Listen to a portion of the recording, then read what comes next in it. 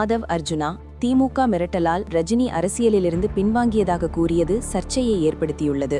இதற்கு ரஜினி காலம் பதில் சொல்லும் என பதிலடி கொடுத்து தமிழக அரசியல் களம் மீண்டும் சூடுபிடித்துள்ளது.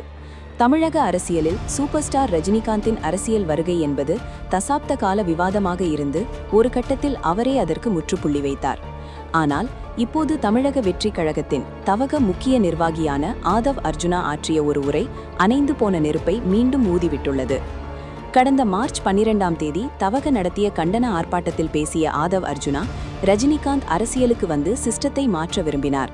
ஆனால் திமுக கொடுத்த மிரட்டல்களால் அவர் பின்வாங்கிவிட்டார்.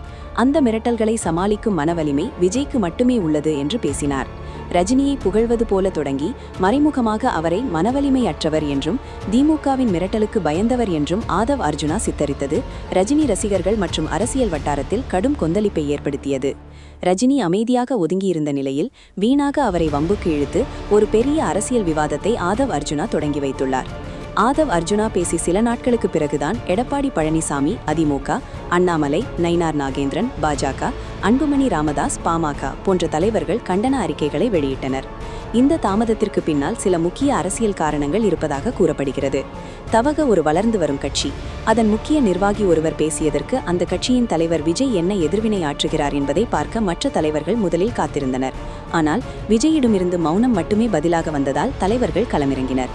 ரஜினி தரப்பிலிருந்து என்ன பதில் வரும் என்று எதிர்பார்க்கப்பட்டது. ரஜினி காலம் பதில் சொல்லும் என்று பதிலடி கொடுத்த பிறகே அவருக்கு ஆதரவாக பேசுவது அரசியல் ரீதியாக சரியாக இருக்கும் என தலைவர்கள் கருதினர். ரஜினிக்கு தமிழகம் முழுவதும் கட்சி கடந்த ரசிகர்கள் உள்ளனர். அவர்களை பகைத்துக் கொள்ளக்கூடாது என்பதற்காகவும் அதே சமயம் தவகவின் அதீத வளர்ச்சியை கட்டுப்படுத்தவும் ஒருமித்த குரலில் என்டிஏ மற்றும் எதிர்க்கட்சி தலைவர்கள் கண்டனம் தெரிவித்துள்ளனர். வழக்கம் போல் தனது பாணியில் சுருக்கமாகவும் ஆணித்தரமாகவும் பதிலளித்த ரஜினிகாந்த், காலம் பேசாது ஆனால் காத்திருந்து பதில் சொல்லும் என்று தெரிவித்துள்ளார். மேலும் தனக்கு ஆதரவாக குரல் கொடுத்த இபிஎஸ், அண்ணாமலை, திருமாவளவன், எல் முருகன் என பல அரசியல் தலைவர்களுக்கும் அவர் நன்றி தெரிவித்துள்ளார். இது ஒரு புறம் ரஜினியின் பண்பை காட்டினாலும் மறுபுறம் அவர் இன்னும் அரசியலில் ஒரு செல்வாக்கு மிக்க சக்தியாக நீடிக்கிறார் என்பதையே காட்டுகிறது. ஆதவ் அர்ஜுனாவின் இந்த பேச்சு ரஜினி ரசிகர்களுக்கும் விஜய் ரசிகர்களுக்கும் இடையே ஒரு தேவையற்ற மோதலை உருவாக்கியுள்ளது. ரஜினியை அரசியலிலிருந்து ஒதுங்கிவிட்டாலும் அவரை பற்றிய விவாதங்கள் இன்னும் ஓய்ந்தபாடில்லை. தேரை இழுத்து தெருவில் விட்ட கதையாக அமைதியாக இருந்த ரஜினி ரசிகர்களை மீண்டும் அரசியல் களத்தில் இழுத்து வந்துவிட்டது தவகவின் இந்த பேச்சு. இதன் தாக்கம் வரும் தேர்தல்களில் எதிரொலிக்குமா அல்லது ரஜினி சொன்னது போல காலம் இதற்கு தகுந்த பதில் சொல்லுமா என்பதை பொறுத்திருந்துதான் பார்க்க வேண்டும். தமிழக அரசியலில் ரஜினிகாந்த் என்பவர் வெறும் நடிகர் மட்டுமல்ல, அவர் ஒரு சகாப்தம். அவர் அரசியலுக்கு வராதது ஒரு தரப்பினருக்கு ஏமாற்றமாக இருந்தாலும் அவர் இப்போதும் ஒரு அசைக்க முடியாத சக்தியாக மதிக்கப்படுகிறார் என்பதற்கு ஆதவ் அர்ஜுனாவின் பேச்சுக்கு கிளம்பிய எதிர்ப்புகளை சாட்சி. ஆதவ் அர்ஜுனா தனது கட்சித் தலைவரை முன்னிலைப்படுத்த ரஜினியை ஒரு கருவியாக பயன்படுத்த நினைத்தது தற்போது அவருக்கே பூமராங்காக திரும்பியுள்ளது. அரசியல் முதிர்ச்சியின்றி பேசப்படும் வார்த்தைகள் ஒரு கட்சியின் நற்பெயரை காட்டிலும் தேவையற்ற சர்ச்சைகளையே அதிகம் உருவாக்கும் என்பதை இந்த சம்பவம் உணர்த்துகிறது. எப்போதும் போல் அவதூறுகளை தாண்டி ரஜினி தனது மௌனத்தின் மூலமே பெரும் வெற்றியை பெற்றுள்ளார்.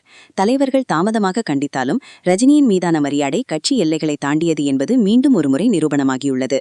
இனிவரும் காலங்களில் புதிய கட்சிகள் தங்களை நிலைநிறுத்திக் கொள்ள பழைய ஆளுமைகளை சிறுமைப்படுத்துவதை விட தங்கள் கொள்கைகளால் மக்களை சென்றடைவதே புத்திசாலித்தனமாக இருக்கும்.